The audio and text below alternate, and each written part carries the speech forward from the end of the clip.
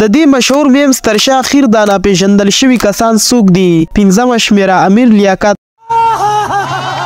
امیر لیاقت د تلویزیون یا ټي وي کوم مېلمه نه بلکې دا یو سیاستوال، کالمنیسټ او ټي وي هوسټ یعنی د تلویزیون کوربه و. د دې پلار شیخ لیاقت حسین او مور یې محموده سلطانه دواړه پاکستاني سیاستوال وو. له همدې امله د دوی زوی لیاقت حسین هم یو سیاستوال جوړ شو چې له 2002 څخه تر 2000 کال پورې د مذهبي چارو لپاره د دولت وزیر په توګه کار کاوه. امیر لیاقت په 2013 کې د پاکستان د ملي اسمبلی غړی شو، خو د ده ذوق له سیاست څخه زیات د تلویزیون له خپرونو سره و. خو د افسوس خبره دا ده چې امیر لیاقت په 9 د جون 2022 کې په خپله خونه کې د ګاز له امله ساه ورکړه.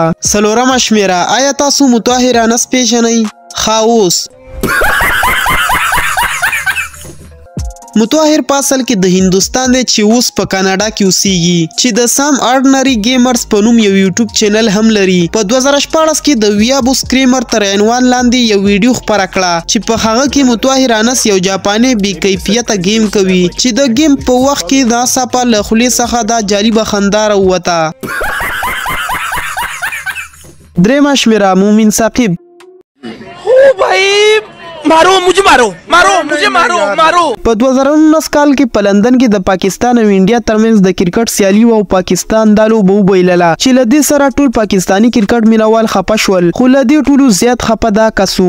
محبت ٹو وے ہوتی ہے سر، محبت 2 جگہ سے چلتی ہے، ایسے محبت نہیں چلتی. 119 تک ایک دم انہوں نے وقت بدل دیا، جذبات بدل دیے، زندگی بدل دی. 119 میں اتنی اچھی پارٹنرشپ چل رہی تھی. بھائی مارو مجھے مارو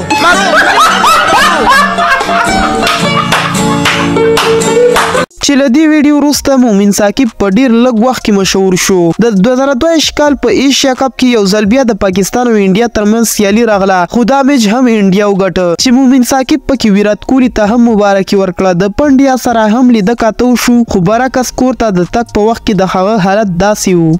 2مه شمېره صدیم اختر یا مایوس انسان. په اصل کې صدیم اختر ته د مایوس انسان لقب هم د پاکستان کرکټ ټیم ورکړی چې د استرالیا او پاکستان ترمنځ لوبه کې د تر مخه په یو پاکستانی لوبغاړي کې چغورځاوه.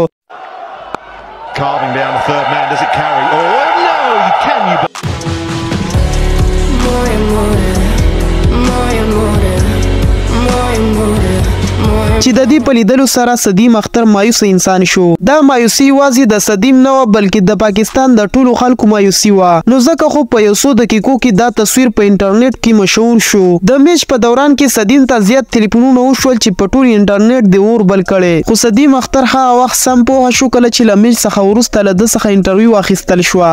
لومړۍ شمېره میسټر دیشاون را.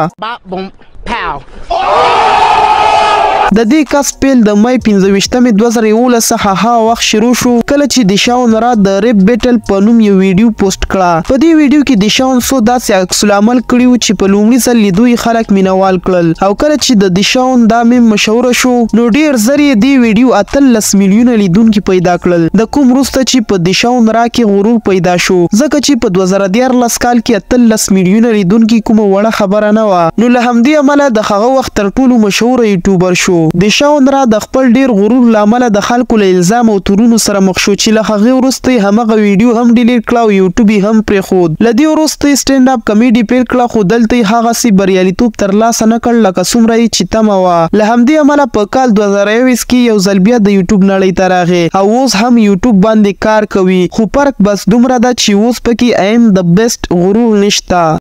ختم، bye bye, tata, good bye, गया।